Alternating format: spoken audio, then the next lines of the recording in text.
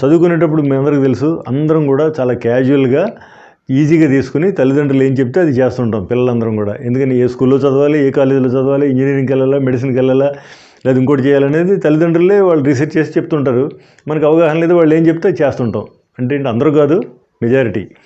So దాని యొక్క పరిణామమే ఇప్పుడు ఈ పరిస్థితి. ఎందుకని మనకి జీవితం మీద ఒక అవగాహన లేని టైంలో తెలిసి తెలియని వయసులో చదువు అయిపోతుంది.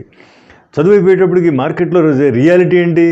చదువుకున్న వాళ్ళలో బయటకు వచ్చిన తర్వాత 100కి 80 మందికి ఎంప్లాయబుల్ స్కిల్స్ అంటే ఏంటి, జాబ్ కానీ వ్యాపారానికి కావాల్సిన స్కిల్స్ లేనందువల్ల వాళ్ళు చాలా ఇబ్బందులు పడుతున్నారు, ఎటువంటి ఉపాధి లేక. అయితే ఈ సమస్య ఎవరికి?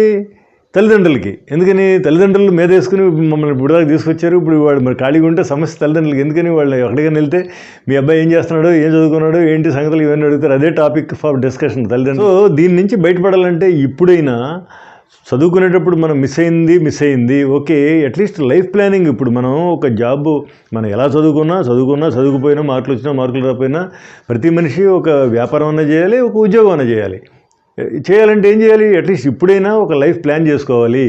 వ్యాపారానికి ఎటువంటి స్కిల్స్ కావాలి, ఉద్యోగానికి ఎటువంటి స్కిల్స్ కావాలి, ఏ స్కిల్స్ నేర్చుకుంటే మనకి దాంట్లో సక్సెస్ అవుతాం అనేది ఇప్పుడే నేర్చుకోవాలి. దానికి ఎవరు లైఫ్ కోచెస్ అని ఉన్నారు.